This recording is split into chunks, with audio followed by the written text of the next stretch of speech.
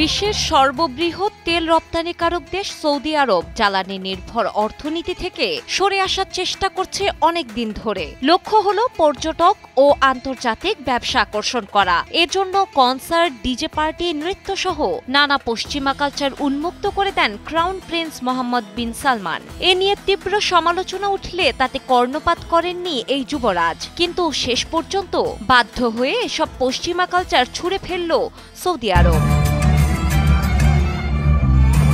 2018 সাল পর্যন্ত সৌদি আরবে কনসার্ট ও নৃত্য নিষিদ্ধ ছিল, নারীদের মাথা ঢেকে রাখা বাধ্যতামূলক ছিল। কিন্তু ক্রাউন প্রিন্স মোহাম্মদ বিন সালমানের নেতৃত্বে পরিবর্তনের ধারা শুরু হয়। এভাবে অর্থনীতিকে পরিবর্তন করার চেষ্টা করলেও আদতে কোনো লাভ হয়নি সৌদির। শেষ পশ্চিমা ধাঁচের ডিজে, রেভ পার্টি ও মিউজিক ফেস্টিভ্যাল বাদ দিয়ে নিজস্ব সংস্কৃতিতে ফিরছে দেশটি। বহুদিনের অবহেলিত সৌদির ঐতিহ্যের দিকেই ঝুঁকছে আবার, যাতে পর্যটক আকর্ষণ করা যায়, জাতীয় পরিচয়কে নতুনভাবে গড়ে তোলা যায়। সম্প্রতি এমনটাই দেখা গেছে রাজধানী রিয়াদের একটি অনুষ্ঠানে।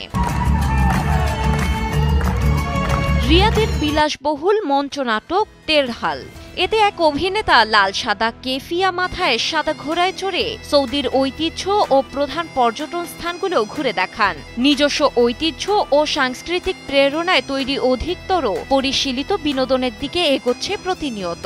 দেশটির জেনারেল এন্টারটেইনমেন্ট অথরিটির চেয়ারম্যান তুর্কি আল শেখ জানান, এবছরের রিয়াদ সিজন বিনোদন কর্মসূচি পুরোপুরি সৌদি ও উপসাগরীয় শিল্পীদের দিয়েই সাজানো।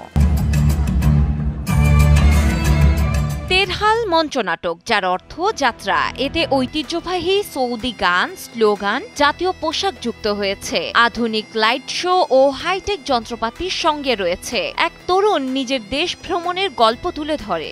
100 জন পারফর্মারের দলে 55 জনই সৌদি অ্যাক্রোব্যাট, নৃত্যশিল্পী ও ট্রাপিজ আর্টিস্ট। দেশটি এখন তার জাতীয় পরিচয়কে কঠোরতা থেকে সরিয়ে ঐতিহ্যের সঙ্গে আধুনিক শিল্প সংস্কৃতিকে একত্রিত করছে। ডেস্ক রিপোর্ট, সময়ের আলো।